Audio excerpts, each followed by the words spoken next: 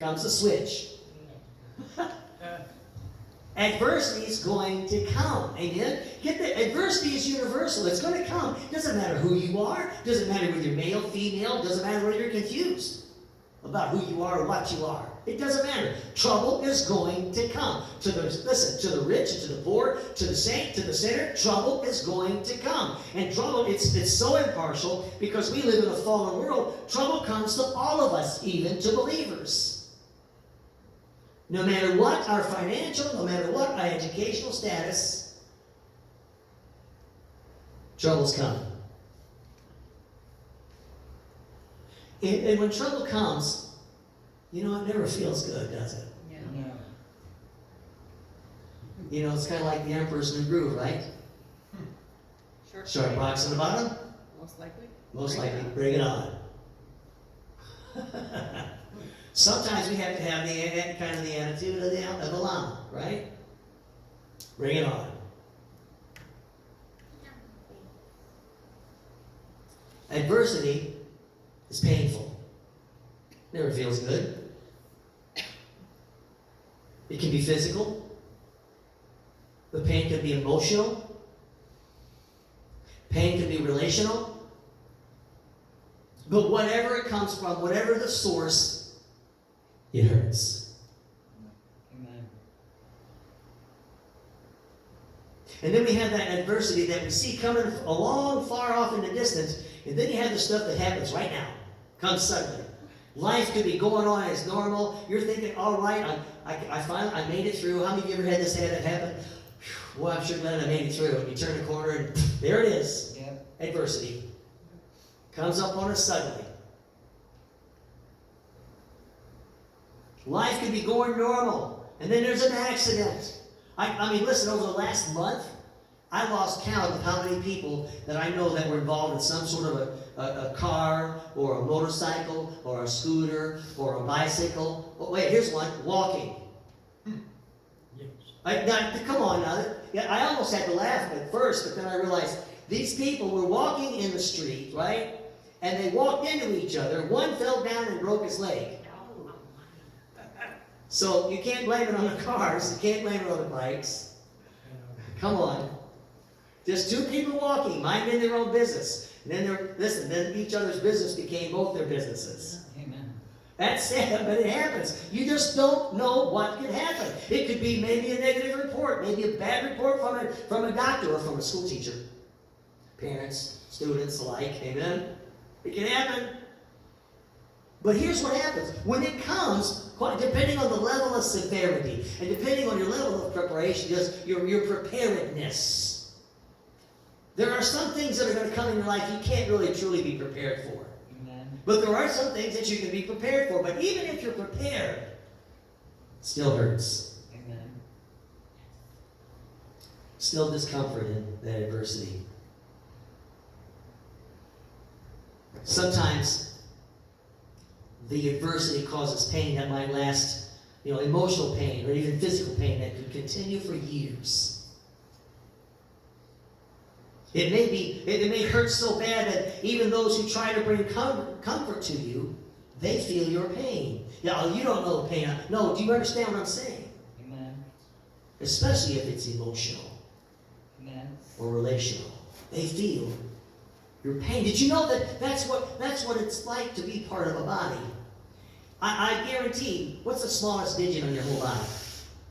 Your pinky toe. Your pinky toe. Somebody hit that with a hammer. Tell me that the rest of your body doesn't know it's been hit. Amen? Just stub it. Stub it. Just stub that little thing. The whole body. Inches. And everybody else around you. Oh. Am I right? Yeah. Oh, did that hurt? But not to make light of it, but to bring it to light. If you hurt, I hurt. Amen. If you're upset, yeah, I'm probably upset. Come on. Especially if you're upset and you don't have any reason to be. No, I'm really upset. No. Are you hearing what I'm saying to you this morning? Adversity comes to everybody. There's that adversity that is out of our control. I mean, we may feel helpless and we have no answer for what God is allowing us to go through, the things He's allowing us to go through. I shared this last week on Thursday. We look back so we can see that God was there when we suffered back there and see where He brought us. Because it's good to remember what we came through. Somebody say amen. Amen. I love that song. Through it all, I've learned to trust in Jesus, learned to trust in God. We gotta learn these things. These are not things that come naturally. You would think it would come naturally, but it doesn't. These are things that are learned, that are taught. So when adversity leaves us confused, we often ask a couple of questions. And I'm going to get through this because we need a little time to let this simmer, I think. Here's a question. Why? And then don't be surprised, even the Son of God suffered to the point where He asked, why? My God, why have you forsaken me?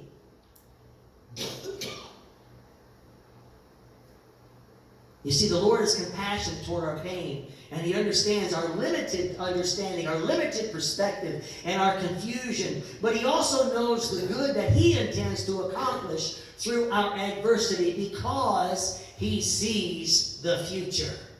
Amen. He knows what we could be. He knows who we could be. He knows what we could accomplish. He sees the future. He also knows the good that He intends to accomplish through us and through our adversity because He sees the future. Amen. Sometimes He reveals His purpose. It's absolutely plain. You went through something, you look back, say, you know what? I got to tell you, I went through something just like whatever you're going through. Have you ever witnessed like this? I went through something like you're going through. Let me tell you what God did for me. Amen. And I hope that this is going to encourage you to know, if He did it for me, come on, if He did it for me, if He did it for one, He can do it for another. He's no respecter of persons. Just like adversity is impartial, God, quite honestly, is impartial to someone who needs help and calls upon His name. Listen, a broken and contrite spirit He'll not deny. He gets no pleasure in our suffering. Sometimes He reveals His purpose to us, but often we won't understand it, and we may not until we get to heaven. But in the meantime, we can trust Him, knowing that He always works for our best. So we may ask why, and then maybe we have to ask this next question. We usually want to know who caused our trouble. Who is the cause of our pain? And are you ready for this? 3 possibilities. Number 1, take your finger and go like this, and then go like this. Who are you pointing at? Yourself. Often. We often know who caused the trouble. We often know who's caused the pain.